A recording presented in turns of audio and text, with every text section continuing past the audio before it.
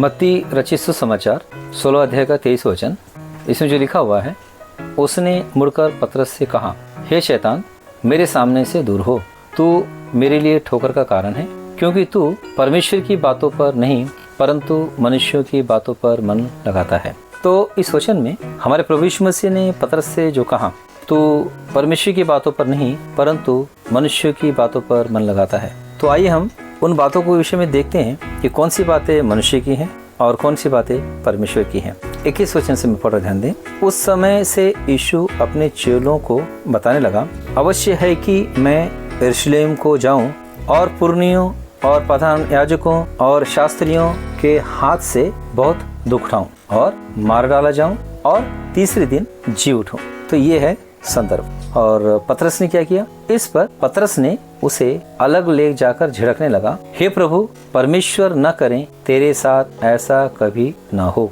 तो ये पतरस का रिएक्शन। तो जरा सोचिए, पतरस एक मानुषिक रीति से जो प्रभु यीशु मसीह ने कहा, इसमें क्या गलत था? मानुषिक दृष्टि से देखा जाए तो पतरस ने हमारे प्रभु यीशु मसीह से जो कुछ कहा था वो 100% बिल्कुल सही था। पर जो मानुषिक दृष्टि से 100% सही था वो परमेश्वर दृष्टि में सही नहीं था। मतलब पतरस जो हमारे प्रभु यीशु मसीह से कहा, तेरे साथ ऐसा कभी न हो, मतलब वो महायाजकों के हाथों में ना पड़े, प्रधान याजकों के हाथ में ना पड़े, पुरनियों के हाथ में ना पड़े और वो दुख ना उठाए, वह मार डाला ना जाए। मतलब मनुष्य की दृष्टि में जो सही था उस पर मन लगाया। प्रभु यीशु मसीह यही तो कहा, तो मनुष्य की बातों पर मन लगाता है। पर ऐसे समय में हमारे प्रभु यीशु मसीह की कही बातों में फिर परमेश्वर की बातें कहाँ पर हैं? देखा जाए तो परमेश्वर की बात यह है कि वह तीसरे दिन जी उठे। मतलब यह है कि वह क्रूस के दुख उठाने के द्वारा हम मनुष्यों के पापों का प्रायश्चित करे और अपने लहू बहाने के द्वारा हमारे शुद्धिकरण कार्य हो और उसके जी उठने के द्वारा हमें धार्मिकता प्राप्त हो।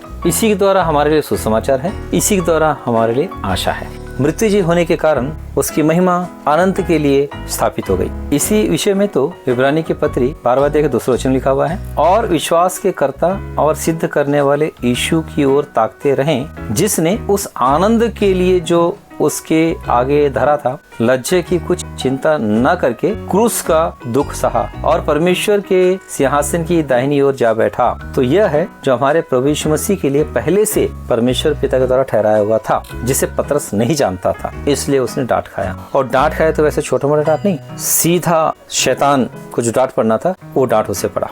और इतना ही नहीं, हमारे प्रभु यीशु मसीह ने उससे कहा, तू मेरे लिए ठोकर का कारण है। ठोकर का कारण का मतलब यह है कि तू मेरे साथ चलेगा, मेरे कार्य में तू अड़ंगा लगाएगा। तो इस संदेश के सुनने वाले प्रियो, आप इस बात को समझिए कि आप जो है मनुष्य की बातों पर मन लगाते हैं या परमेश्वर की बातों पर मन लगा। अगर आप मनुष्य की बातों पर मन लगाते हैं, आपकी आशीष आपके लिए फलने के विषय में आप खुद रुकावट हैं, क्योंकि आपके आशीषों के लिए आप खुद शैतान हैं। तो आपके लिए डांट यही है। तो इसलिए आइए अपने आप को चेक कीजिए और देखिए कि परमेश्वर की इच्छा आपके जीवन में पूरी होने में कुछ भी ठोकर कारण आपके विचारों में, भावनाओं में, कार्य में, चाल चलन में तो नहीं है।